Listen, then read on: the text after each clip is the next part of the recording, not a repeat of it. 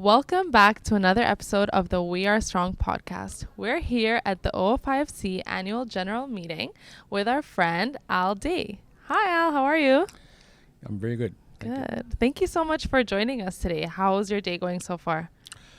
It started out fairly slowly, but it's picking up speed. Yeah, that's awesome. So we really want to get to know you. Can you tell us your name and maybe your background or just introduce yourself? Sure. Sugoli Swagweg, Londa Hawit Young Guts, no Waldi Wakidloda, Onida Ganiwango Joda. So what I said in my language, Oneida language, is hello everyone. Oneida name is Londa Hawit, which loosely translates into he who brings the light. I'm member of the Turtle Clan, citizen of the Turtle Clan, and I'm a citizen of the Oneida Nation. That's amazing. And what organization are you here with? Can you tell us a little bit about your role at the organization? I'm here with the Narrabeen Friendship Center. Narrabeen Friendship. I'm the executive director. The Narrabeen Friendship Center started, and actually my cousin was the one that really started organizing it back in the 50s and 60s, and eventually Narrabeen was incorporated in 1967, and Narrabeen was one of the founding 6 members that had formed the federation. Wow. So I've been there for 11 years, so don't know a lot about the original history. That's awesome, though. So what, as the executive director, like what do you do at your organization? You said you've been there for 11 years? I've been there for 11 years. This is the first organization I've ever worked at. I've been in management in different organizations over the years for the last 45 years. It's the first organization I've never had an executive assistant. And so what that means, what that translates into is I end up having to have my hands in a whole lot of areas, and it's extremely busy. When I started there, we had 32 staff, and today we have 43 staff, and we deliver 28 programs, and within those 28 programs, there are 10 other programs are embedded in those 28, and we also have 3 staff in Windsor. That's amazing. So you said that you have 28 programs at your organization. So what issues do you feel like your organization is trying to tackle or address through your programming? Well, really, the question in itself is okay, but the answer is more in depth, because each of our programs deals with aspects of of an individual's life, right from prenatal to end of time and everything in between. So what we're trying to deal with is trying to assist our people, help understand a little bit about themselves, help them understand a little bit about what may be solutions that they would want to look at, and part of that is having to address the systemic racism and the colonialist policies and procedures that our people have dealt with forever.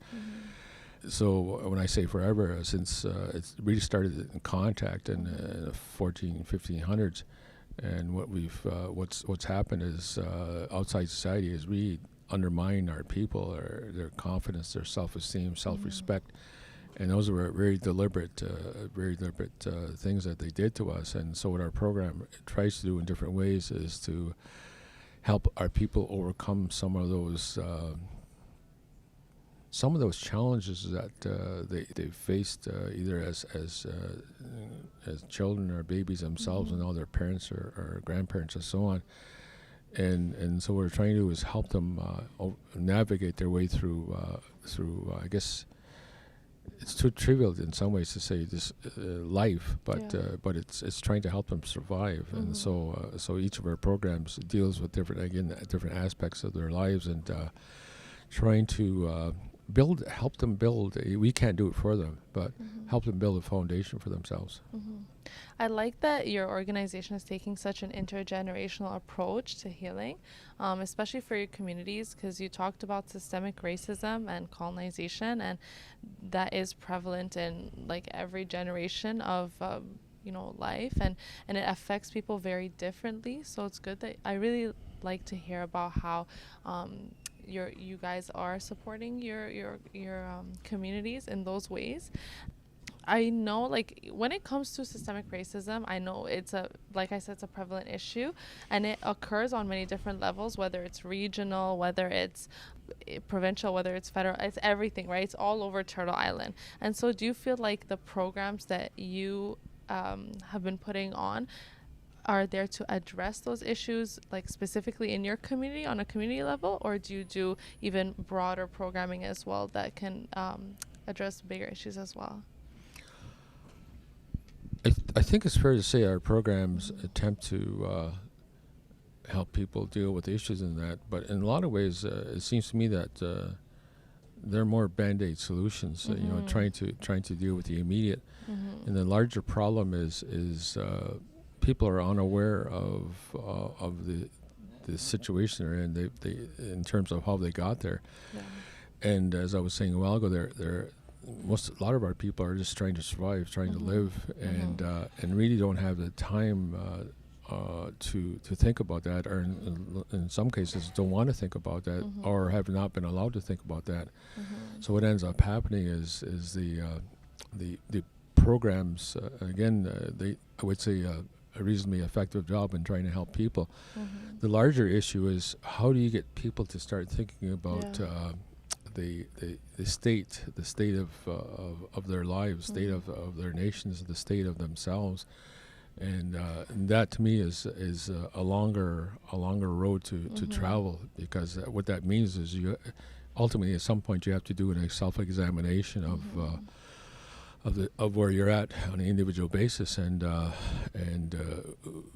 we have learned not to do that. We've learned to be resistant to that, because what it does is it starts to open up the trauma that they've faced, and if you're going to deal with trauma, that means you have to deal with the situations that cause that trauma, and we're not.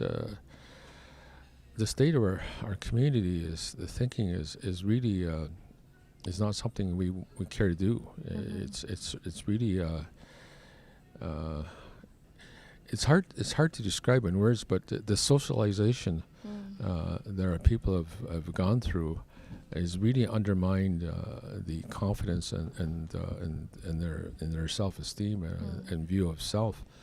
And part of what you want to do or hope to do with the programs is try to, again, build a little bit of that foundation so they can get to a point where they feel better about themselves, they actually like themselves, they love themselves, they respect themselves. Their response for their actions. Those are sort of the nice goals, if you will. But to get there means that you have to work at it a little bit at a time. And more often than not, a lot of our programs deal with parents or grandparents who have kids, and the relationship with their children is it varies, and it's not always positive. So, and then we have some of our programs that deal with people are recovering from different kinds of abuses, and whether it be alcohol or narcotics, or it could be physical abuse, it could be sexual abuse, and so depending on the strategy, depending on the program, the strategy varies, and of course we have another program that deals with violence against women and children. And the violence that's attributed to our men, is imposed by our men, or done by our men, it's a learned behavior, and so part of that is unlearning the behaviors. Yeah, 100%. And I think you mentioned that, like, sometimes a lot of this programming can be a band-aid solution. And while it's important for the programs to continue, we also have to understand, like you said, where the issues come from. So what would you say, I know you spoke on it, but if you could even dive deeper, because I know you like to dive deep into issues. So what would you say was like the catalyst or the core of these issues? Like what started all of this? Well, what really started was the writings that Aristotle, some of the writings he wrote about some people are naturally born to be aristocrats, and some people are naturally born to be slaves. So that contributes to this attitude, and the other thing that happens along with that is the Roman Empire theory of Terrinelis, which is essentially land is vacant unless it has the flag of the conqueror, in this case the Roman Empire. And then one of the things that really has contributed to this, and mainstream society doesn't want to admit it, is the Nicene Council in 325 AD, where it was a number of Caucasian men who got together and determined that the way forward was to accept some of the disciples, I guess, that Jesus was relying on, and reject others. But they also established that men were sinners, and really the root of sinning was with women. And they established this belief system that the only way people are going to be saved is you had to believe in, I guess, in God. And you had to throw themselves at their feet. So that Nicene Council re-established the foundations of Christianity, and humans have really built symbolic gestures and ways and means of imposition of that. So what ends up happening was in 1452, the Pope issued a papal decree, and at that point they were aware of Africa and the Far East. And the papal decree, in nice language, basically said lots of resources. They indicated that I believe at that point Europe was Roman Catholic in nature, 100%. And what they indicated was that they should go out and secure those resources in those other parts of the world. And by the way, there are some people there that you're going to have to deal with, and it's up to you how you choose to deal with them. So 1492, Columbus is sailing across the ocean, and he's trying to discover India. Unbeknownst to him, he ends up in the Caribbean, and he labels indigenous people down there as Indians. And so consequently, indigenous people in North America, actually in South America as well, had labeled it with this tag called Indian. Well, 1493, the Pope issues another papal decree, which essentially would mimic a lot of the 1452 papal decree, but they also then describe specifically there was lots of natural resources in the Americas, and they should acquire it, whatever it means they took. And they said that there were individuals there, but they weren't human. They were Christians. They were heathens and savages, and all you had to do was simply take that land from them, because they didn't have the capacity to own land. And then Henry VII in 1498 issues a proclamation, which was a forerunner of doctrine of discovery and the eminent domain, which is a theory that both Canada and the United States were founded on, which was a roll-up of Aristotle's writing and so on and so on, and things I mentioned. And what they started doing initially, I arrived here in few numbers, but as they grew, they subjugated our people. So, for example, the Haudenosaunee, the first treaty we entered into was in 1614 with the Dutch, and it was one, loosely translated, goes into, we travel down this river of life side by side, but we're not going to tell each other what to do. And in 1664, we entered a treaty with the British, which is supposed to be the same thing. Little did our people know that we're entering a treaty with murderers and thieves. Yeah. I think everything that you're I'm very surprised at how you summed up the history of colonization all around the world so well, and because I know it's really hard to do that, but I think it's really important to make those connections between the ideas that now exist in our society and that oppress us, and where they come from and how they spread around the world, right? And so I think when we talk about like trying to heal and move forward and empower our communities, we have to know that these ideas are not like they're not ours, right? Like, well, it's fascinating. As contact was being made, Europe itself was going through a change, a very slow change, and where aristocrats, kings and queens were in total control. They started to understand that they had to involve the people a little bit more. But they were still involving, the people they're involving were male. Yeah. They're white males. They weren't, they considered their women as property. Yeah. And so it wasn't surprising when they went out to conquer the rest of the world. That was their approach. So it's curious, you look at it, the different parts of the world, they've attempted to impose their systems of governance, and as they were evolving, what they were starting to evolve into was this modern day type of democracy. And they weren't very successful in China, not successful at all. They weren't very successful in Japan. They had enjoyed some success in India, but Mahatma Gandhi, led the resistance to that back in 1940s, late 1940s, 50s. So what they've done though is, if you look at the rest of the world, they've left their government structures in place.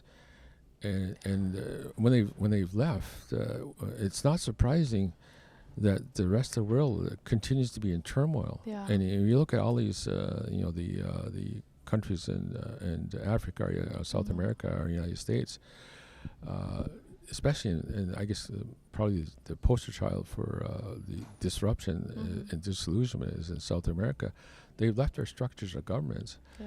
And they continue to struggle with especially the indigenous people there continue to struggle with this system that's imposed on them. So you come to North America. What happened? First of all was one of superiority and one of that we were heathens and savages, and what they had to do was they had to enlighten us. They had to become us to become wards of the state, and then eventually the goal was to have us become, citizens of this new nation. And as they were evolving to that, what they did was a really thorough job of undermining traditional leadership, undermining traditional confidence, and so on.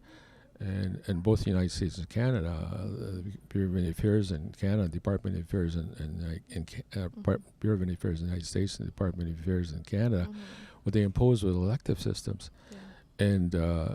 And if you look at it now, the United States has been pretty successful in incorporating and indoctrinating Indigenous people down there to believe that they're Americans first, and maybe tribal members after. In Canada, they've been less successful, although I can't say that they haven't been that successful, because in fact band councils in our respective communities have really risen to the fore, but they've been propped up by the delivery of programs and services. And question to be asked is, if the band council / administration didn't deliver a program or service, would they have any respect or any support from the people? Yeah. So I know of two communities more recently that I've had elections in 6 Nations. They had less than a 10% turnout in the electorate, and most recently in Oneida, where I'm from, we had about 5% of people participate. So what can you attribute that to? Well, I suppose you can attribute it to apathy, but at the same time, people don't recognize perhaps that that's a system, and they just tolerate it. And when the federal government talks about nation to nation, they're not talking to nation. They're talking as a Canadian nation, talking to a municipal government, because all these band councils are creations of the Indian Act, and they get their legislative basis is found in their legislation. So the goal has been and still is to eliminate us as individual nations, Indigenous nations, and the goal is to have us become Canadians. Yeah, and I think it's really interesting because when we look at these like modes of governance, and we wonder, first of all, why do they not work for us? Well, obviously it's because they're so foreign to the way that we are. So I'm from Egypt, for example, and a lot of the times like people will look at structures like democracy and think, well, Africans are so backwards, why can't they succeed? We gave them the structures, we left our institutions for them, even if they gave us independence and whatever, but we're not able to succeed because those exact institutions that they left are still in place, and they were created exactly in order to subjugate us, like you said. So I think a huge part of the reason why we're not even able to move forward as communities is because not only are these structures still in place, but we also have to rely on them to a certain extent. Like you're saying with like the band council and things like that, it's like when people have had their traditional modes of governance taken away from them, it's so much harder to even make decisions for community that can advance their interests, because those structures are not there to advance their interests. Yeah, well, those structures aren't allowed in the end to do what's best for the community. Yeah. They have to follow the terms and conditions of contribution arrangements, and the contribution arrangements, dictate what you can deliver and how you can deliver it, and so on. These band councils are really administrative bodies. They're not governance structures, and so what they're doing is they're delivering programs and services, but they're delivering on the basis of direction that the contribution arrangements have. So, part of the challenge being at the at the Friendship Center is after World War II, there was a deliberate attempt. It wasn't an attempt. It was successful. There was a deliberate policy that was imposed by Indian Affairs, and they started to grow in terms of what they wanted to do with us. They did not invest in infrastructure. They made it such that people didn't have all houses to live in. The methods and modes of economy were different. And it's hard for us to conceive, but pre-contact, and even after contact, respective Indigenous nations had their own forms of economy. Yeah. And it's really hard for us to conceive of that today, but they did. So, like for Oneidas, for example, we were farmers. Yeah. We had orchards. We were gatherers. We were fishermen. We were hunters, and so on. We also were traders. And so our economy was existent. It was dependent on the relationships to Mother Earth, and giving thanks to Mother Earth, but also in terms of trading. So what with the establishment of small land bases, what gets taken away is the economy that you had before.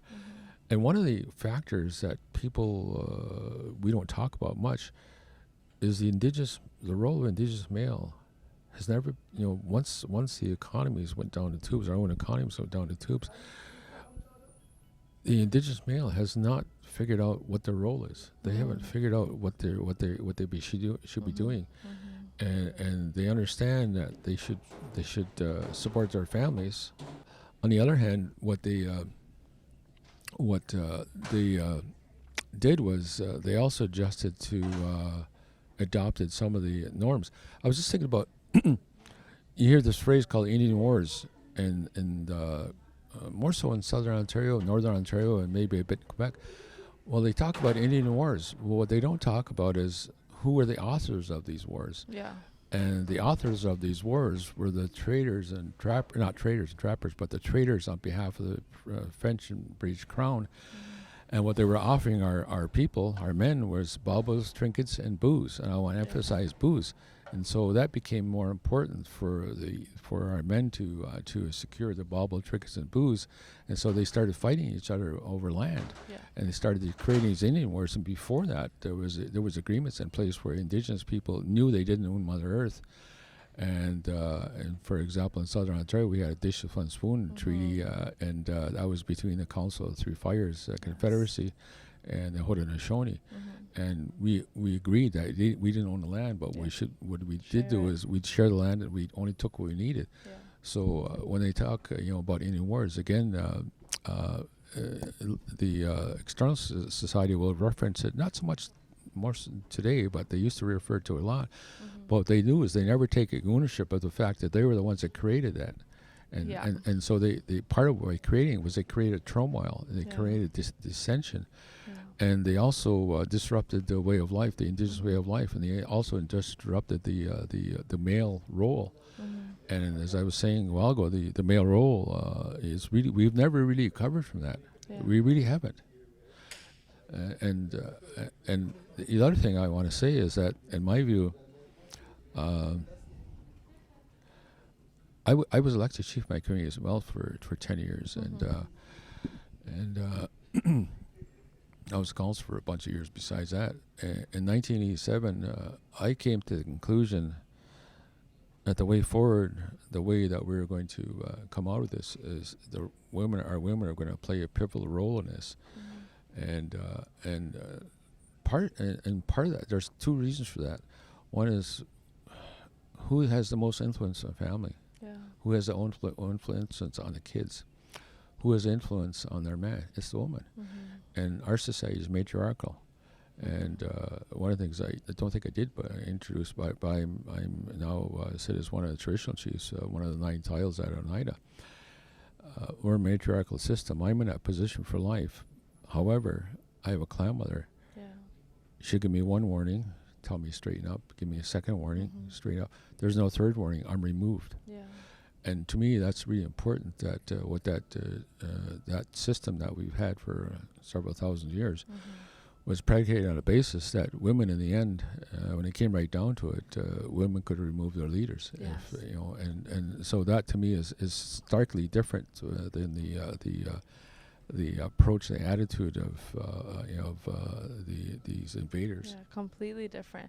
And it's also, I keep saying everything you're saying is interesting because it really is. Like, you hit so many points, like, right on the head.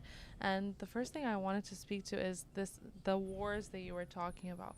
Earlier we were discussing the ways that the victim is often blamed for their trauma and the things that they experience. And like you said, a lot of these issues, and even, like, for example, when people speak on, like, black on black crime, well, we know, like, those wars and this type of crime that happens because it's a response to the trauma of colonization and the different ways that it manifests. So whether it's economic and people are trying to meet whatever quotas they need to meet or sell something to survive, or if actually, yeah, it's the same, right? People are just trying to survive.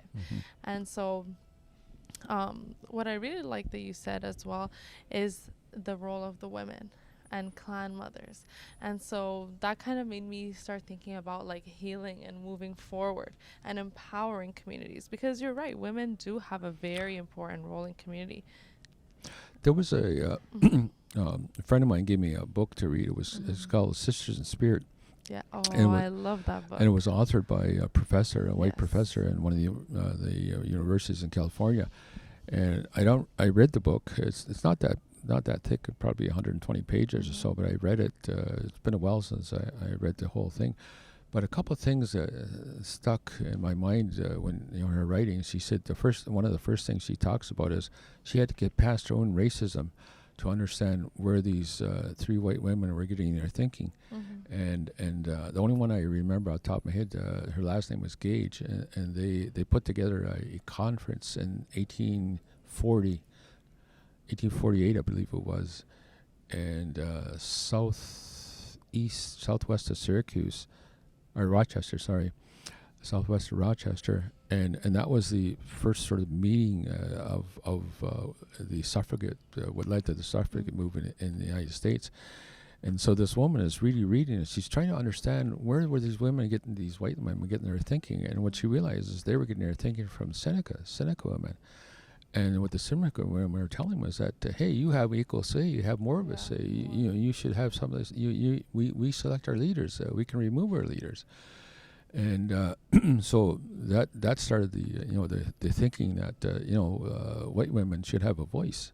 And I'm talking about white women. I'm talking about anybody else. And this is white women. And so they convened this conference. And so I was quite surprised. I was reading this. This lady was writing about it, and she said there was this. She didn't mention names, but she said there was this young white lady who was living and working in Philadelphia on her own. She marries a white guy, and she instantly becomes his property. Everything that she owns becomes his property. I was amazed, and I think it was in the early 1900s when they finally started to get a role or a vote and so on. I don't know what the timing is in Canada. But the fact is that if you go to certain conferences, white men that's convened by white men, they talk about the glass ceiling. Well, they're talking about the glass ceiling in the context of the barriers that are in their way, where they're not treated as equal. They're not able to rise in corporate structures, not able to rise in government structures, and so on. Well, interestingly enough, they are they've identified those things. Well, when it comes to Indigenous people, we're way below that. Yeah. Way below that. Yeah. So, but anyway, that Sisters in Spirit was interesting for me to understand that how recent it was that Caucasian ladies started to say, well, wait a minute, we don't have to live like this. Yeah. And yet it seems like when we say the same thing, we're treated Exactly. not very well. And oftentimes, like when those white women speak on, when they speak on their experiences and their oppression, it's only theirs, and they're not fighting for everybody to have those same rights and to be able to live and survive and thrive. It's really just the question of, well, are white women able to do that? And so, yeah, I think honestly you make a very important point where oftentimes, like when Black and brown people are fighting for their survival and their right to live, they're fighting for everybody, right? And everybody becomes uplifted. But a lot of the times, like when it just comes to like what you were saying, is not the case. And so I wanted to ask you as well, you know, like moving on to the topic of empowerment and community building, what kind of programs do you at your organization put on to empower community, or what do you do to empower community? Well, certainly COVID has an impact on in bringing people together, and what we've done before then, we would bring in speakers like Tom Porter or Jim Dumont. Tom Porter's a elder from Akwesasne, Mohawk elder, and Jim Dumont is, I think, 50 degree Meday. And we brought in Nick Delary from Triple Thames, and I think he's 3rd degree or 4th degree Meday. And so we had those different kinds of forums. We had people come in and talk about things. And what you're trying to do is you're trying to get people to think about things. It's not just a matter of sort of having a talking head up there and speaking, but you're hoping to get something out of it. And more recently, we just had a conference about 3 years ago, and a 3-day conference, and we brought a speaker in, a Kiowa from the United States, and it was a men's conference for men only, and what they were trying to do is get men to think about who they are, about their identity, and part of that process was they got them to talk about their as much as they care to open up personally about their feelings and the trouble they've had and encountered. And I guess what it really comes down to is not only our programs but these events we put on. What you're trying to do is you're trying to introduce critical thinking, and most people that are critical thinkers, they take it as matter of fact. Everybody does that. Everybody has that ability to do critical thinking. It's not true, yeah. But if you've been told that you're less than, and you're told that you're not equal, if that you're dumb or stupid, the oppressors told you that over and over again, you begin to believe that, and we've also internalized our own oppression. Like we complain loudly and longly about the oppressor, but we've learned to do those things as well. Yeah, and internalize it. Yeah, we internalize oppression. So what we do is we don't nurture our young people to think. We don't nurture our people to analyze and look at things. And I was thinking about something that I mentioned previously before we started this was somebody asked me a question in the 80s. How come every time I ask you a question, you tell me a story? And I said, well, I'm trying to get you to understand the depth and breadth of the question. It's not just a yes or no. And more recently, I realized is that what I was really doing was following the tradition that people talk about. Indigenous people are storytellers. Well, what they need to understand is when they say that storytellers, what really happened there? Well, more often than not, moms and dads had responsibilities to look after the family, whatever it may be. So who would look after the little ones? It would be grandma or grandpa. It might be auntie or uncle. And at some point, as the little ones matured a little bit and they started learning, they started asking questions. And more often than not, the person that answered the question wouldn't be yes or no. They'd tell them a story. So inherently what they were doing was the little one had to analyze and think about the story they were being told, and they had to figure out what the answer is. And so they learned it inherently by nurturing. They learned to think critically.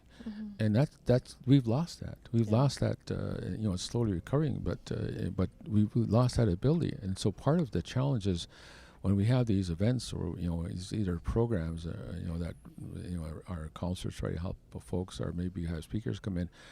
Part of what you're trying to do is you're trying to help those folks learn to think critically, but you can't do it all at once. It has to be a little bit at a time.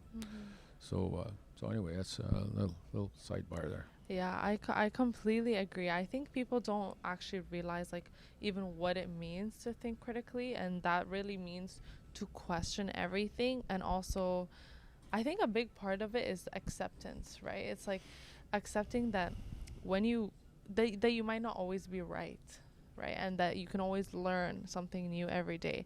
And I think a lot of the times, like in this society, we're taught like this isn't the information that you need, and this is what you have to know, and don't question anything else, and just keep moving forward with this exact piece of knowledge that we gave you. And like you said earlier, we're not taught that we actually have the opportunity and the ability to ask questions that will allow us to think outside the box, and to really like try to understand like even just to reimagine our futures and like what the world could be like, right? Because that's really what critical thinking can also bring you to. Like a lot of people are convinced that the way that the world is right now is the way that it should be, and that's just simply not true, and they think that it cannot be changed.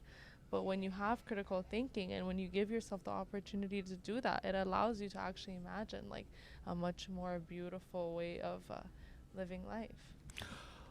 Well, part of what we've lost big time is a simple phrase is cultural norms. But what are cultural norms? And so cultural norms, they encourage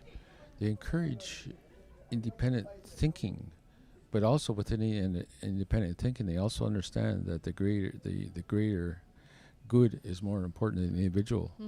And to me, that's part of the challenge is encouraging cultural norms, and also encouraging critical and individual thinking, but also an understanding that the nation in itself is more important than the whole is more important than the individual.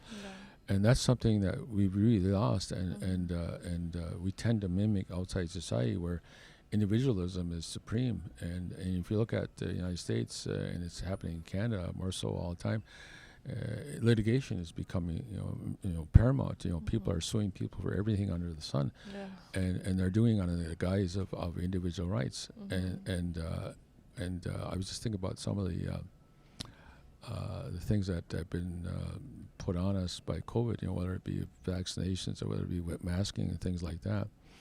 Well, ultimately, it was done for the common good. It was done for the health of everybody, including our little ones. And yet you had people who were resistant to that. You had people that were saying that I have, as an individual, have the right to protest. I have an individual right to not be. Well, what about the common good? What about their own families? What about their children? What about their parents or grandparents? To me, part of what's been brought to us, and what we've unfortunately ever tended to opt into, is individualism becomes paramount. It becomes more supreme, and that's not the cultural norms of Indigenous people across the world. And it's when we don't take those attitudes, we end up, what we don't realize is we're adopting into the Anglo-Saxon perspective, quite frankly. 100%. I mean, I think like most people who engage in critical thinking and are able to look into history and have that understanding as well know that Indigenous communities are rooted in culture, and that we were like, I'm not Indigenous, but even African communities are also rooted in culture, and how we never had this idea of the individual's needs being the ultimate goal, right? It's always how do we advance as a community? What are we going to do to benefit 7 generations later? We have to think about those who came before us and those coming after. It's not always just about yourself. We, since I've been in London, I've been enamored for going on 11 years, engaged different parts of London society. So more recently, I've had some ongoing discussion, dialogues, meetings, and that with the executive director who heads up the Muslim Resource Center. So we attended a day and a half workshop, and so they were doing an examination of the trials and tribulations of recent newcomers to Canada. And one of the things he phrases he used, which I until he said it, it's kind of like you forget about it. But he talked about communal. He talked about community. He talked about where these people are coming from. They came from a place where the collective was more important than the individual, and that's what he talked about. Was he referenced that in a community? I thought, well, that's what it is. So it was curious. They've done some studies on the impacts, especially on newcomer women to Canada, Muslims. And so after they did the presentation, I stood up and I spoke and I said, you can take the label off of the top of the Muslim and just put Indigenous, because we still encounter those same things. Yeah. And here's the curious thing. Many years ago, I've done lots of different things in my life, been a policy analyst, et cetera, worked on both sides of the border, etc. So one of the things I was asked to do, I was working for the 7 largest Indigenous communities in Ontario, and we didn't call it that, but I was their policy analyst. So near the end of my contract, they asked me to do a comparative analysis between the state of the tribes in the U.S. and First Nations in Canada. And so I concluded that both countries could be described as a sandbox. And the United States had a little more flexibility, and they said to the tribes down there, you have domestic internal sovereignty as long as you stay within the sandbox. In Canada, they have the same box, but what they do is I describe it as benevolent dictatorship. So in the end, there's no freedom or flexibility. You must do what you have to do. So part of that challenge in both that systems, I realized was I didn't have enough time to totally analyze it, but I wonder why in both countries, why were Indigenous people treated the worst of anybody?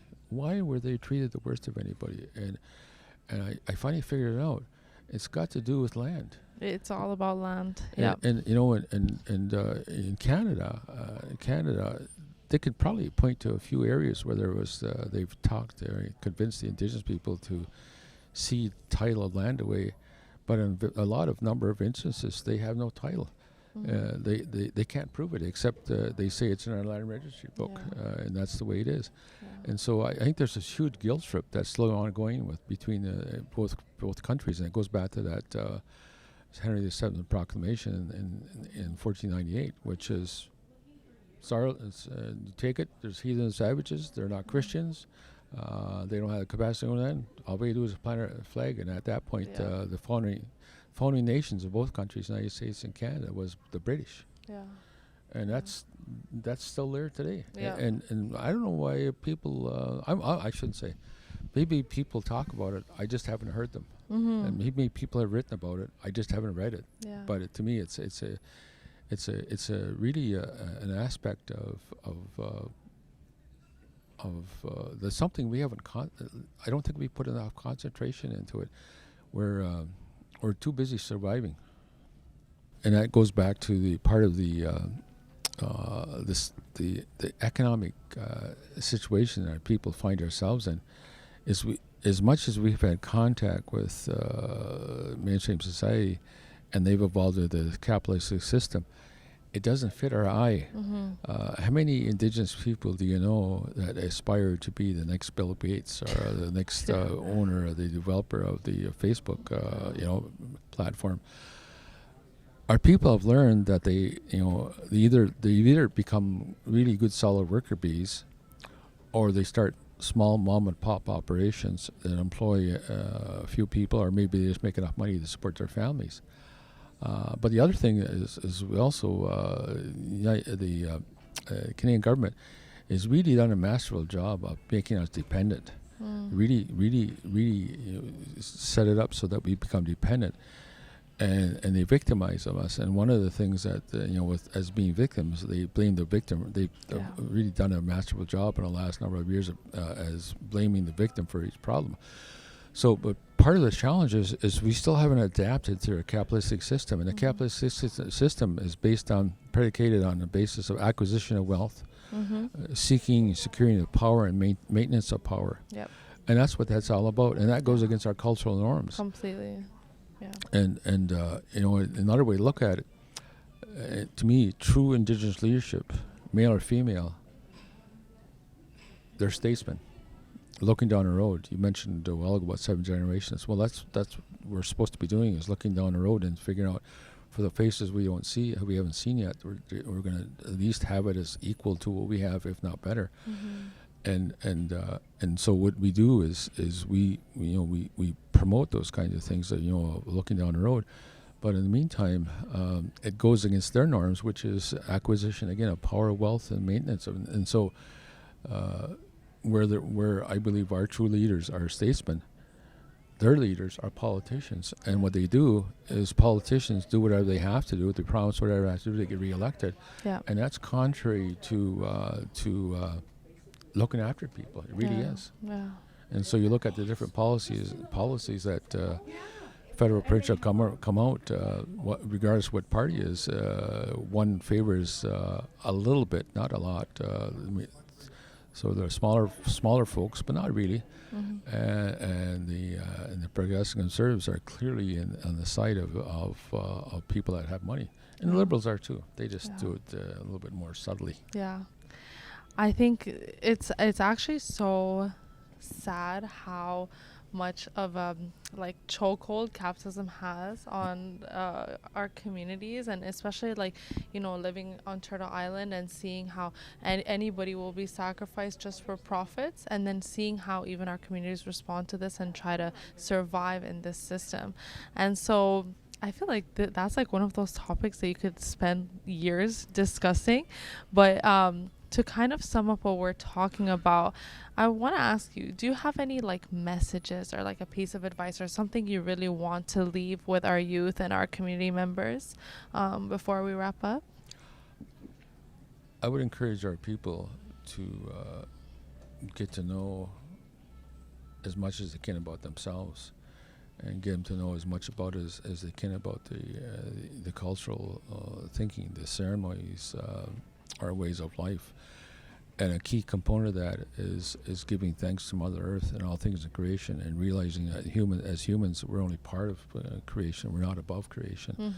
And if people could start to think about it that way, I believe their thinking would start to gradually change, and realize is that as much as we have an obligation to support our families, as much as we have an obligation to support all of our families, whether it be youngsters or oldest, we also have an obligation to Mother Earth and to each other, and the teachings. And if people could learn our languages are so illustrative. They talk so much. The key component for me is, if our people were to learn their languages, it would mean a lot more, because in our languages is really contains all of those things I talk about. And if people could begin to understand that, we're only here for a short time. We're really only here for a short time. And we should strive to be the best people we can be and do the best we can. Very simple words, but very hard to do. But that's what we should strive for. Thank you so much for saying that. Those are beautiful words. And thank you for joining us, Al. It was amazing to have you on the We Are Strong podcast. So miigwech. Thank you so much.